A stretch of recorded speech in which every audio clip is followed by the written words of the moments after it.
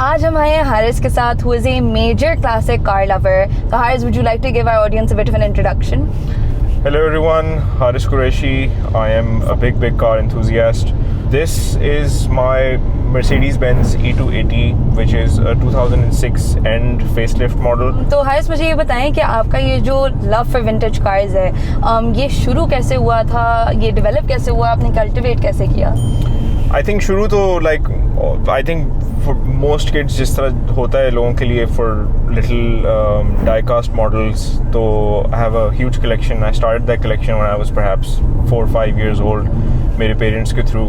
As time went by, I started collecting more and more, और फिर जाहिर है जब आप बड़े होते हो और जब पैसे आते हैं तो आप अपनी वो रियल लाइफ कलेक्शन में उसको तब्दील करना चाहते हो, which is what I'm trying to do now. बिल्कुल. So tell me a little bit about your first vintage car. I'm not sure if 1996 would classify as a classic car, which was a 1996 Toyota Land Cruiser Prado. Okay. It's the same one that Zille has. Okay. And I kept that for a while. I really enjoyed the car. The only reason I sort of let it go is because it was very heavy on fuel, motorway pe. Which is my first priority when buying a car. So tell me a little bit about this car's average. So मेरे लिए primarily जो primary concern होता है वो होता है motorway fuel average. Because शहर में I usually work from home, तो मेरा इतना commute नहीं होता. But motorway के हिसाब से, because this car is a 7-speed, so it gives me around 13 to 13.5 kilometer per liter, which for its size and its age is perhaps fantastic. So आप intercity travel किया हुआ आपने इस गाड़ी के अंदर? How has it fared for that? मेरा intercity travel ही सबसे ज़्यादा है. I think I have put around like 5,000 kilometers on this car जब से मैंने ली है, और मुझे लिए हुए I think इसको अभी कोई 3 महीने हुए होंगे. So आप imagine कर सकती हैं कि मैं कितना ज़्यादा travel करता हूँ. And my like primary motivation to buy a Mercedes was my long commutes. I wanted something that's comfortable on the motorway, doesn't make me super tired when I get home. आपको कौन सी चीज़ें बहुत ज़्यादा पसंद है, और अगर आप एक चीज़ रिमूव कर सकते हैं इस गाड़ी से completely, तो आप क्या रिमूव करेंगे? Alright, interesting. सबसे बेहतरीन चीज़ जो मुझे इस गाड़ी के बारे में लगती है वो ये इसकी sound insulation. So whenever I sit in it, I get completely removed from the world. If I've had a busy day, or if I've just sort of I want to wind down, when I sit in this car and close the doors, close the windows, मैं एक capsule के अंदर आ जाता हूँ. और वो sound insulation जो है वो मुझे बहुत ज़्यादा पसंद है, और मैं बड़ा हैरान भी होता हूँ कि एक 2006 की गाड़ी में अभी तक वो साउंड इंसुलेशन कैसे है. But I think that's engineering for people who appreciate Mercedes. Perfect. And you talked कि आपको comfort बहुत ज़्यादा पसंद है इसी गाड़ियों का. तो what about this car has so much comfort compared to other cars?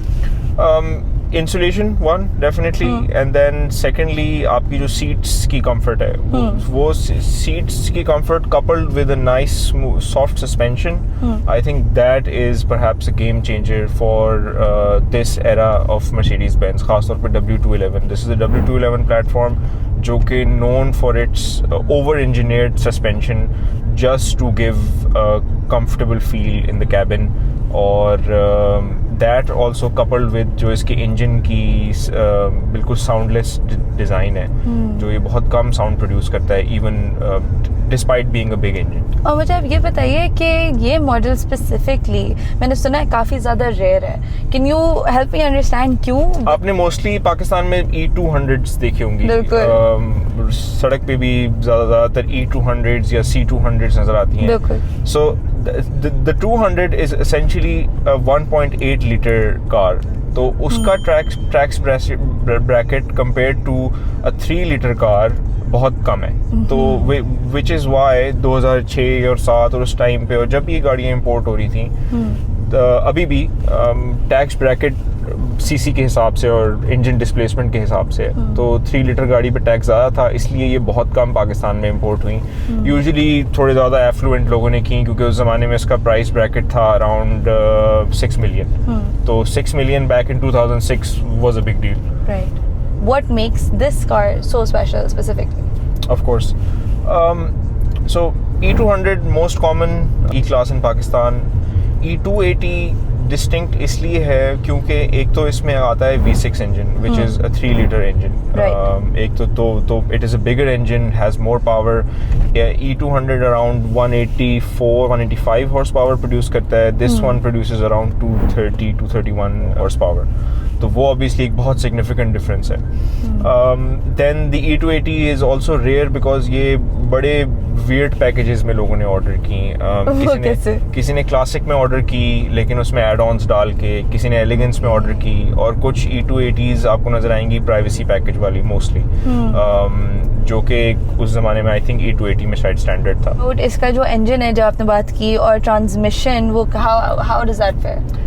Interesting thing about this is the 7 speed, यानी इसमें 7 गियर हैं। नॉर्मली गाड़ियों में 5 गियर आते हैं जो कि आपकी C200 E200s में होते हैं।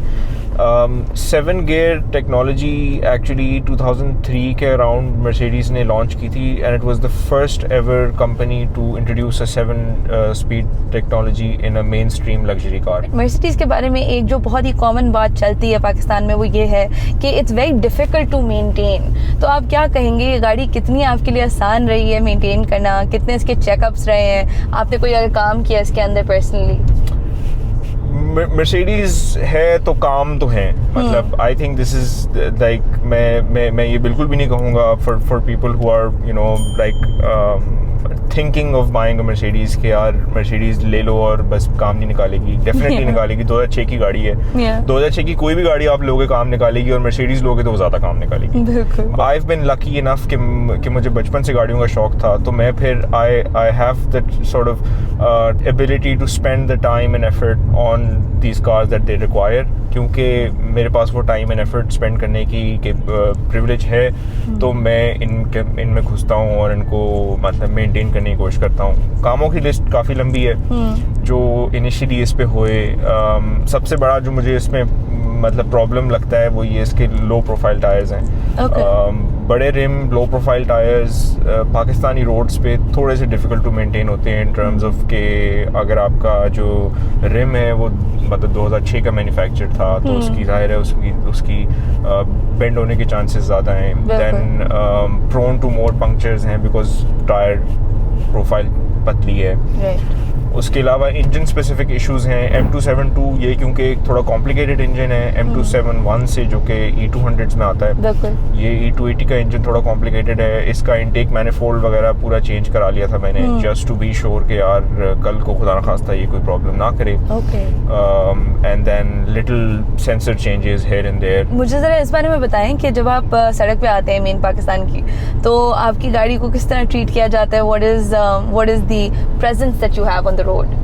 So I had a Mercedes before this as well, और Mercedes का जो सामने monogram है, I think that is enough for it to be a head turner for a lot of people, especially in Pakistan. With this particular car, I think the most appreciating factor about the car is the color. लोग बहुत appreciate करते हैं. Anywhere I park, people are like, you know, this is a nice color, and because this color is actually something that's a Mercedes classic. ये एक Periclass metallic green है जो कि British racing green भी कहा जाता है, जो कि Mercedes की दुनिया में बहुत इनके मॉडल्स में यूज़ हो रहा है और पाकिस्तान में थोड़ा सा रेयर है। अगर मैंने गाड़ी अभी खरीदनी हो तो मैं नई गाड़ी की जगह ये गाड़ी क्यों खरीदूंगी? Good question. आई थिंक ये $1 million क्वेश्चन है for everyone who is out there buying a car. सबसे इम्पोर्टेंट चीज़ ये है कि क्या ये आपकी पहली गाड़ी है या आप गाड़ियाँ रख चुके हैं पहले, right?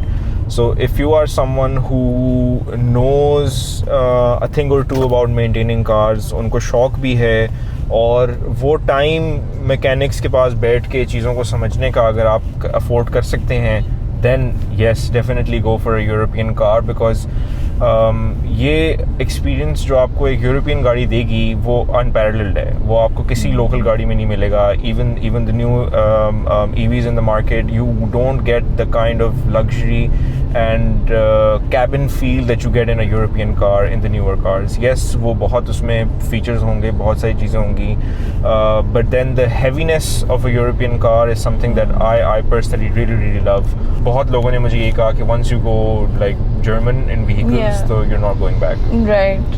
And you haven't been able to. And I haven't been able to. For instance, if somebody wants to buy a Mercedes today, तो आप क्या रिकमेंड करेंगे, कौन सा ईयर, कौन सी मॉडल को वो लुकअप करें? या सो अगर आप यंग हैं और आपके बच्चे नहीं हैं तो बहुत अच्छा है कि आप सी क्लास पे चले जाओ, बिकॉज उसका पीछे जो है लेग रूम थोड़ा कॉम्प्रोमाइज्ड है, but it is a great entry level Mercedes Benz. मतलब it is one of my most favourite cars because of its size, because of how easy it is to maintain और कितनी less complex वो गाड़ी है. M271 engine जो है वो पाकिस्तान में मोस्ट कॉमन इंजन है, तो आपको मैकेनिक्स ऑलमोस्ट हर शहर में मिलेंगे. तो एक C200 को मेंटेन करना एक E200 की तरह बहुत ज़्यादा सिंपल है. And what are the price points? A good C200 and this is I'm talking about a car जो कि उसकी recent repairs हो चुके हों, जो बहुत सारी चीज़ें जो कि टाइम के साथ साथ ख़राब हो जाती हैं, जो कि मर्सिडीज़ की कॉमन चीज़ें हैं. और ख़ास तौर पे C200 E200 का क्योंकि इंजन सेम है तो उनकी बहुत ज़्यादा कॉमन चीज़ें हैं जो उनमें ख़राब होती हैं टाइम के साथ साथ. So in 2026 if you're buying a good car, this is well maintained and also has gone through significant work, should be around 5 to 5.5 million for a C200. E200 in the same year bracket, perhaps 5.5 to 6 million is the right budget for it. If I'm keeping this car for let's say a month, महीने में what sort of maintenance am I looking for price wise? महीने सबसे पहले जो आपका सबसे बड़ा खर्चा होगा ना वो इसकी व्हील बैलेंसिंग और अलाइनमेंट होगी, क्योंकि वो हर 2 दिन बाद आउट हो जाएगी. आप गाड़ी चलाएंगे, एक खड्डा आएगा, लो प्रोफाइल टायर है, लगेगा, आपका एक और खर्चा निकल आएगा. सेकंड चीज़ आपका इसमें रूटीन मेंटेनेंस के और कोई चीज़ें नहीं होंगी. छोटी मोटी अगर आपका कहीं बल्ब खराब हो जाता है पीछे लैंप का, क्योंकि जाहिर है 2006 की गाड़ी है, तो वो वाले जो इलेक्ट्रॉनिक पार्ट्स हैं जैसे बल्ब्स हैं, इस तरह की चीज़ें, वो तो वेयर एंड टेयर है ही, वो आई थिंक ऑलमोस्ट हर गाड़ी का ही होगा. If you know the right mechanics you won't get ripped off and you will get done in very cheap. So I would personally keep aside, personally मैं गाड़ी के लिए हर महीने कोई 15 से 20 हज़ार रुपये अलग रख लेता हूँ, जिसमें छोटी छोटी चीज़ें कवर हो जाती हैं. ओके, और ये कंपेरेबल है across C class and E class? Yeah, easily comparable. So if the car does not have any major mechanical issues, almost similar maintenance costs. इसके safety features किस तरह के हैं? So this was the most like मैं क्योंकि obviously I come from a family जहाँ पे European गाड़ी पहली मतलब किसी ने नहीं रखी यूरोपियन गाड़ियाँ, तो मैंने मतलब अपनी अम्मी को जब मैं कन्विंस करा था, because my mom like you know वो कहती हैं कि भाई तुम गाड़ी लो जो लोकल है और आराम से उसको बेचो और फिर नहीं लो बस तुम करते रहो. वो जो सबसे कन्विंसिंग फैक्टर था ना उनके लिए वो ये था कि इसमें कितने एयर बैग्स हैं. अच्छा. तो मैंने उनको इसी भी कन्विंस किया था कि मामा देखें ये यूरोपियन गाड़ियाँ हैं, बहुत सॉलिड होती हैं, इनके आप दरवाज़ों को हाथ लगाएं, इतने भारी हैं, so your son is safe in the car wherever he is going. So she was like, okay, sold.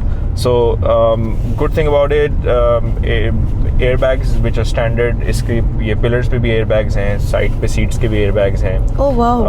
So like in terms of like safety, I feel really safe because the crumple zones and also there's just the heaviness of the car makes me feel very safe. If I'm you know even if I'm going fast, I know that the brakes can handle you know sudden braking and maneuverability as well.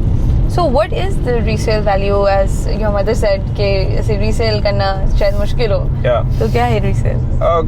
Good thing about buying an old Mercedes is आपको depreciation hit नहीं करती क्योंकि वो already हो चुकी है. मतलब ये गाड़ी 2006 की है तो मतलब 20 साल से मार्केट मतलब इस गाड़ी की बिल्कुल एक स्टेबिलिटी की तरफ आ चुकी है जहाँ पे इतनी मैसिव फ्लक्चुएशंस नहीं होंगी जिस तरह नई गाड़ियों की होती है. मैंने जो इस गाड़ी की प्राइस पे की है वो आफ्टर डिप्रिसिएशन पे की है और जो कि उस प्राइस ब्रैकेट में I could not find any other car that compares even slightly in the sort of features and the comfort that this offers me. Okay, and you talked about price, तो let's talk about price. आपने ये किस price point पे खरीदी थी और अब let's say अगर आप सेल करते हैं तो किस प्राइस पॉइंट पे बिकेगी? So I've gotten this for around 6 million and I'm hoping कि उसी के गिर जाएगी because एक तो ये रेयर है, E280 मार्केट में आराम से मिलती भी नहीं है and this is also like second owner car, so I'm technically the second owner of the car. तो this is something that really matters when you're buying a Mercedes-Benz because you want to know who the owner was. Okay, अगर आप एक modern गाड़ी ले सकते हैं with the same price point as this car, आप क्या चूज करते हैं? इस प्राइस ब्रैकेट में मेरे पास समथिंग इवन क्लोज भी नहीं है मार्केट में। 6 मिलियन के ब्रैकेट में आप अगर लोकल मार्केट में देखते हैं, जो आपके पास EV ऑप्शंस भी आई हैं उसमें भी देखते हैं, nothing compares to what this car is, and I would like to tell you that I would never buy anything else for 6 million than this.